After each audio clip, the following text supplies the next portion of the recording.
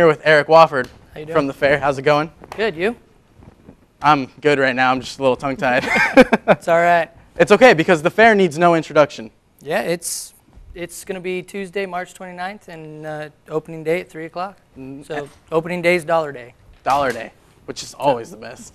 Yep, it's a good day. The fair is always such a big part of Yuma culture. How do you guys continue to maintain that status? I think we try to change things around every year and make things different, but we obviously keep the good things as well. I mean, not everything's good, but we try to change it around and make it different every year so that it's still that, enticing to people to come every yeed. So what do you guys got new coming this year? This year we've changed some entertainment around. We've got Western Underground, which is Chris Ledoux's band. Ned Ledoux and Mark Sissel kind of took it over after Chris passed away, and so they're going to be Thursday night at 8 o'clock. Okay. So it'll be good. And I was on the website earlier, and you also have a Bon Jovi tribute band. Yes. Which is one of my favorite bands. Yeah, we got Blaze of Glory. It's Bon Jovi's tribute band. They're Friday, Saturday, and Sunday. They have, I think they're doing 3 shows a day. So, and then we've also got Moonlight Howlers. They're Friday, Saturday, and Sunday. They're a rockabilly band. Okay. And then Wednesday we have Still the Scenery, which is a alternative pop rock. Yeah, they were on the show a couple weeks ago. Oh, were they? Yeah. Oh, good, yeah.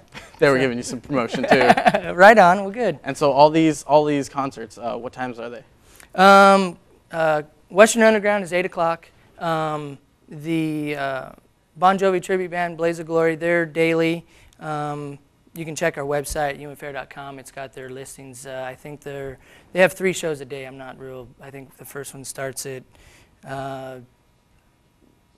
I think 3:30 or something like that. But anyway, yeah, you can check our website and they'll have all of our all the listings and the times when the bands start. Okay. And then obviously Demo Derby is Wednesday night, so that starts at 7. So Demo's always a good hit. It's always yeah. People's favorites. Now, like I said before, you guys are a big cultural thing in Yuma. Oh yeah. Part of that is all the 4-H. Yep, 4-H and FFA. Animals that go into the fair. Tell me a little bit about that.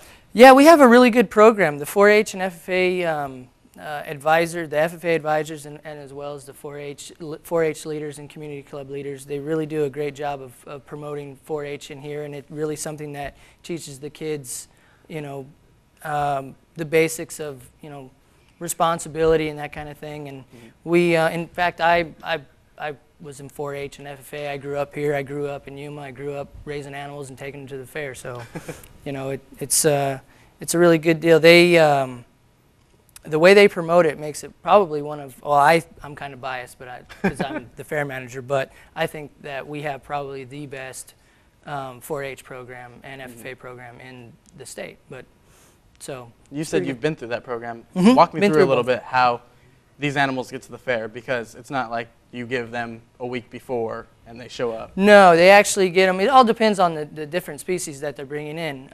Normally you get, like, I raised hogs, so we get them in November, and then we raise them, and that's part of what you're teaching the kids is their responsibility of going out and raising these animals to bring them to the fair, and then take them to the fair, and you got showmanship and market classes that they go into, and then they're judged on those classes, and then they judge their animals, and then they get their awards for how well they did and how well the animal is as well. So, and it kind of varies. Goats vary, when they get them, vary from beef and the sheep and all that good stuff. So now the Yuma economy, you guys Yuma County flourishes off of snowbirds. At the fair, do you find you guys leaning more towards snowbirds or towards the younger crowd, because that is when spring break is? Yeah, it's during spring break, but a lot of times during our fair, a lot of the winter visitors have already left. So we do get some of them, but it's the community. It's for the community, and we try to, and try to bring things in for the locals. We do have certain things that, like our crafts and hobbies, and we allow, and home economics. We have those things that are in the open division where the community could come in and enter their different projects into those things as well. So they can kind of, that's part of the, bringing those in for the community. So. Okay, you guys have a lot of contests going on. Tell me some about those. Contests. Like the photos are all. Oh yeah, those are the divisions you're talking about. Yeah, yeah. We've got photography, crafts and hobbies, home ec, and in each one of those divisions, they have different lots of different things: textiles, ceramics, fine arts, that kind of thing. And in each one of those divisions, they're awarded awards that and then they compete towards an ideal to where. And then they're basically judged just like the animals on the animal side. So, okay. So there's something there for everyone. Oh yeah, there's something, and we try. And in fact, going back to something new we added inside the theater building where we have all of our crafts and hobbies, home ec and photography. We added the specific animal adventures, and they or productions. It's a safari theme, and they have macaws, toucans, reptiles, and then the lady does the gal that does it. She does like 3 shows and kind of just interacts with the crowds and tells them a little bit about all the animals that she has, and you can walk around. So I've changed some things, but I've kept the good things. Cinnamon rolls. Everybody's got to have a cinnamon roll at the fair. Yeah. Always. The food is just yep. spectacular. Yeah, how can you not go to the fair and not have fair food, right? Yeah, exactly. That's half of what everyone goes for. Mm-hmm. You guys fit so much in a small place.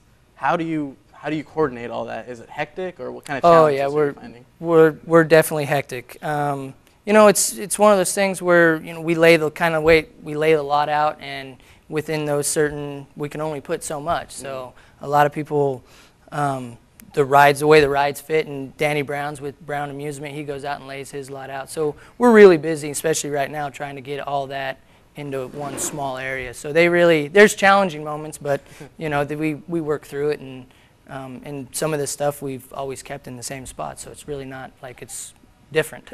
How long does it take to set all that up? Like, are you guys out there right now? Oh yeah, we're out there right now. We've been going since Monday of this week is really when the carnival starts coming in and we start setting up. So we've been busy, and then I actually start looking at entertainment and everything around January, the first of the year. So so the preparation for this goes way back. Oh yeah, I usually start working on the fair in November. Wow. So, but then we also have on certain acts and just kind of looking for entertainment, that kind of thing. So. Does that come later on in the process, or no? Does everything need to be set by a certain date? No, it's not certain date. It's just we have a few things that we go to, a few conventions that we go to look at talent and that kind of thing. So. They have conventions for these things? Oh yeah, yeah. There's Western Fairs Association, and then Arizona Fairs Association puts on conventions, and then they bring in acts or showcases, and then we can kind of go from there. It's a pretty good deal. Well, that's something we didn't know. Yeah. Oh yeah. So there's a lot to it. It's not just here's a week before the fair and we are. Here's some bands. Yeah. And growing up here, I didn't really realize that until I actually started working for the fair 3 years ago, and it's been quite an experience. It's really nice. Now, going to these back to these conventions, what's the coolest act you've seen at these conventions? There's been a couple. Blaze of Glory, I saw them at one of the conventions.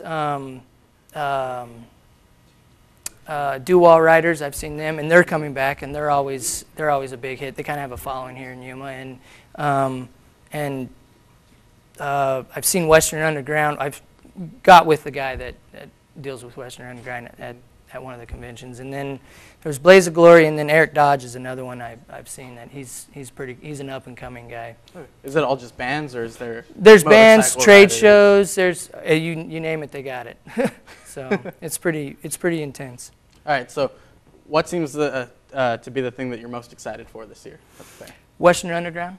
It's a headlining band. We really haven't traditionally done headlining bands, so that's the most exciting thing that I've gotten for this year. And the other few changes that I've made, I've tried to keep what works well, and then try to change a few things to kind of make it better.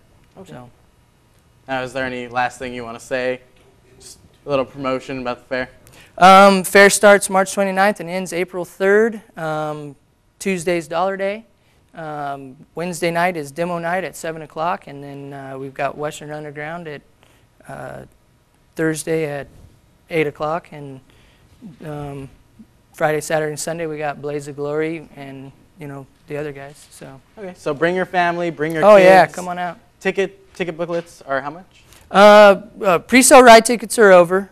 We do have the ride tickets singles are $1, $18 for 20, and $32 for 40.